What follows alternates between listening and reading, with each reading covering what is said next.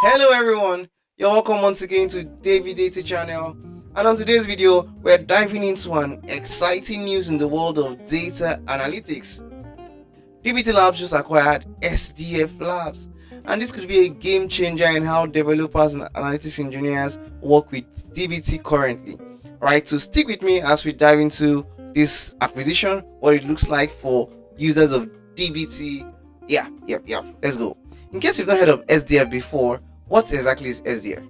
SDF stands for Semantic Data Fabric. It's a multi-dialect SQL compiler, which means it can understand and compile different SQL syntaxes or dialects based on database engine. It's also a transformation workflow, just like a framework, just like DBT, and is also an analytics database engine, all packaged in one single CLI. That's amazing, right? Just like DBT, SDF can be used for data transformation, just that it has some more interesting and better features compared to DBT. In the words of Tristan, after this acquisition, he said that SDF will be a massive upgrade to the very heart of the DBT user experience moving forward. And I'm really excited about this.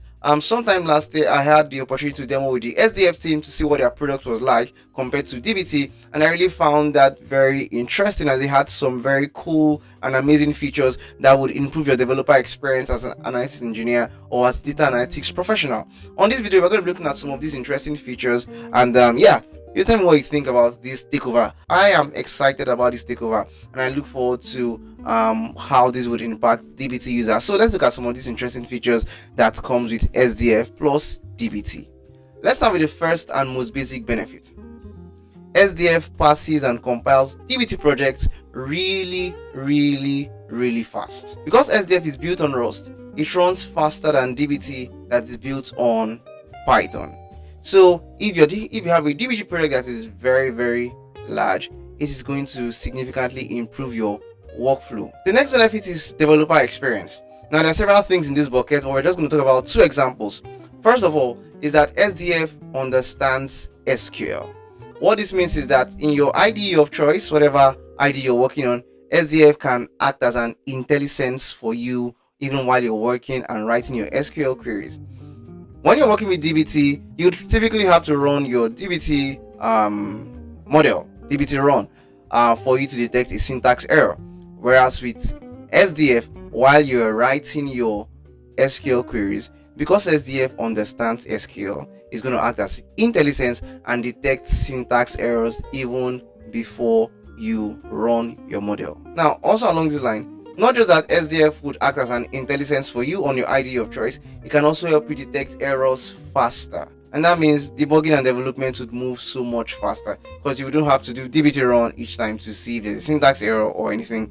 SDF understands your SQL query, detects error quickly in real time, even while you are developing. Developer experience to the roof. And then the third benefit is Lineage, right? Currently, DBT has table level lineage, but with SDF has column level lineage within your project. And because of this column level lineage within your project, SDF is able to have a better and more robust metadata about your project and also your data warehouse, which also positions it as data governance and quality tool as well, even beyond your basic flexible data testings as well. Now think of SDF as a secret weapon for not just writing SQL faster but also more accurate. Alright, so let's look at some of the features that you're going to get with DBT SQL.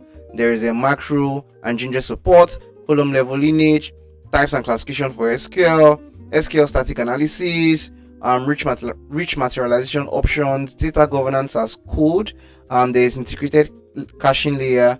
There is dependency aware in memory database, proactive data quality checks, generated information schemas, and flexible renaming and environments. I believe this acquisition aligns perfectly with DBT's mission to seeing that data professionals have ability or are equipped to function properly and have workflows that are based on software engineering best practices. Now, it's not just about the tools, but it's about the mission behind the tools. So I believe this acquisition positions DBT to even do much more than what has been accomplished currently with DBT. So in the next couple of months, you should be expecting a lot of innovation and improvements coming into DBT Labs, and on this channel we're going to be talking about some of those things as they roll out, right? So I would like to hear your thoughts. What are your thoughts about this acquisition? Do you think it's going to be a game changer for DBT? Are you excited to use some of the SDF features in your DBT project? Yeah, I'm happy to hear from you. And please don't forget to hit the subscribe button and the like button as well if you got a thing or two out of this video. Thank you so much for watching. We'll see you on the next video.